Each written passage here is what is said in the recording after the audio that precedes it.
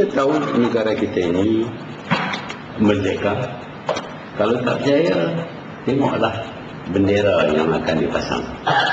Ini menunjuk kemerdekaan kita. Setakat banyak pasang bendera lah. Kalau kita pasang bendera di Tambak Johor, mungkin itu salah kerana tak boleh tumpuk batu di situ sebelum mendapat kebenaran daripada jiran-jiran kita. Soal air umpamanya, kita tak perlu undi. 3 sen untuk 1000 galen air mentah adalah satu harga yang berpatutan. Kalau nak beli nasi lemak dengan 3 sen, mungkin kita dapat 3 biji nasi.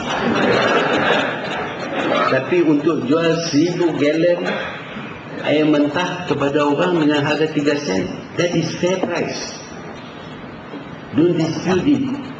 Kita tak nak dah, kita marah pasal apa kita tak boleh buat jambatan, kita marah sehingga kita sekarang ini tidak akan berunding lagi berkenaan dengan masalah-masalah dengan Singapura. Itu marah. Jadi bila tak undi, Singapura bayar 3 sen 1000 galen. Jadi bila kita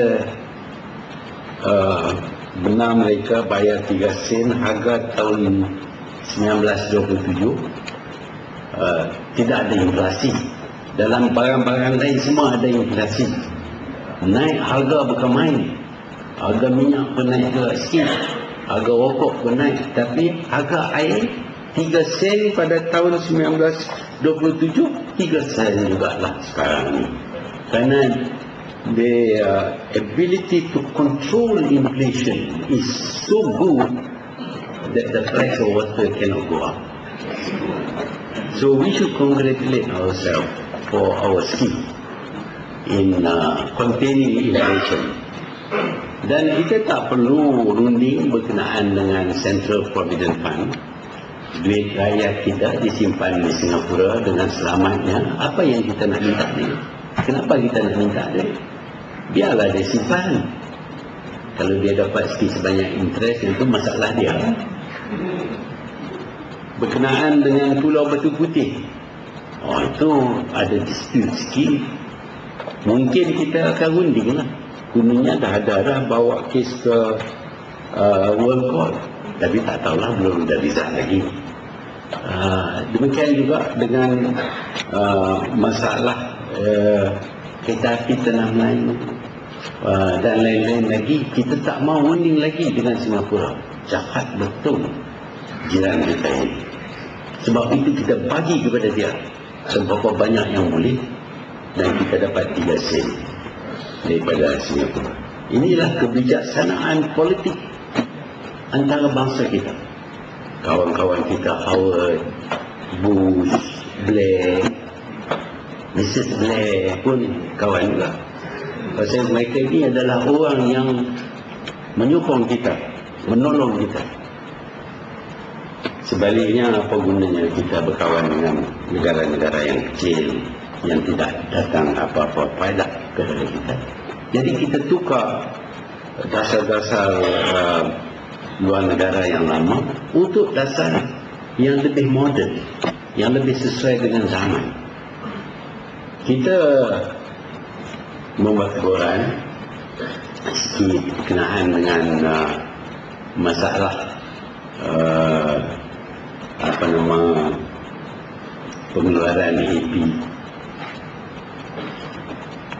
Masalah pengeluaran EP apa semua, dan dia ni masih diteruskan kerana siapa yang ada yang diberi perlindungan akan terselamat.